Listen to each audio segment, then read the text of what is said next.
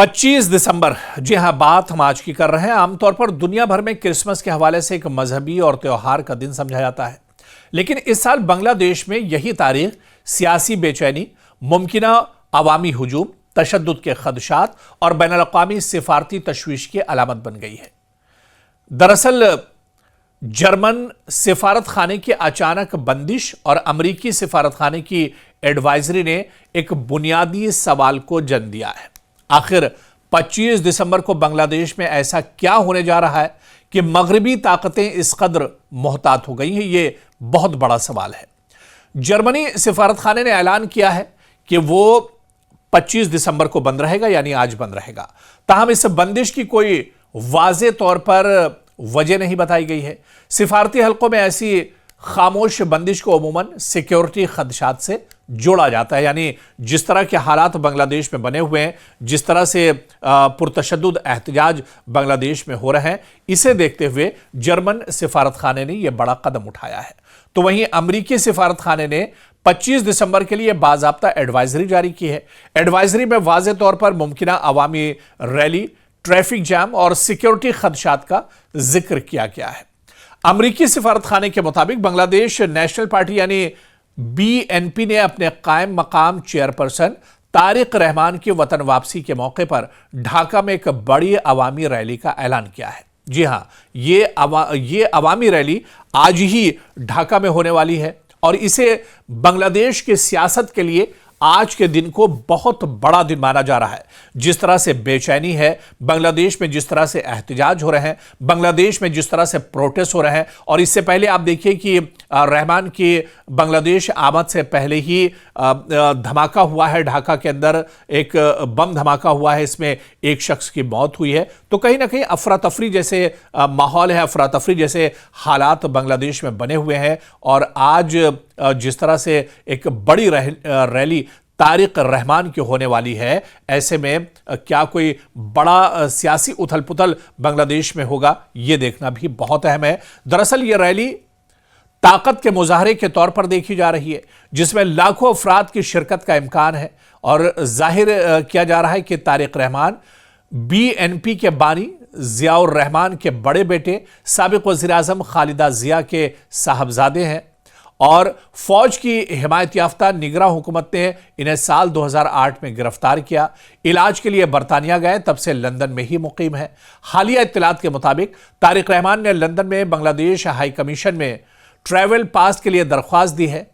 BNP ने social media पर उनकी 25 दिसंबर को वापसी की तस्दीक भी की है और ये वापसी बांग्लादेश की सियासत में ताकत के तवाजुन को बदलने और आने वाले इंतखाबात को मुतासिर करने की सलाहियत रखती है। यानी बांग्लादेश नेशनलिस्ट पार्टी के लीडर और साबिक वज़ीर आज़म खालिदा जिया के बेटे तारिक रहमान 17 बरस की जिला वतनी के बाद बांग्लादेश वापस आ रहे हैं। इनके इस्तकबाल के लिए ढाका में लाखों की तादाद में पार्टी लीडरान और कारकुनान इकट्ठा हुए हैं। ढाका में एक अजीमुशान इज्तिमा की तैयारी है। बांग्लादेश में आइंदा साल फरवरी में इंतखाबात होने हैं और इंतखाबात से कबल उनकी आमद से बांग्लादेश नेशनलिस्ट पार्टी यानी BNP को नई तवानाई, नई ताकत मिलेगी। वाज़ेह कि गुज़िश्ता साल शेख हसीना की माजूली के बाद BNP की पोजीशन मुस्तहकम मानी जा रही है। तारिक रहमान पार्टी के कारगुजार चेयरमैन भी हैं। इन्हें वज़ारत उज़्मा के ओहदे का मजबूत उम्मीदवार माना जा रहा है।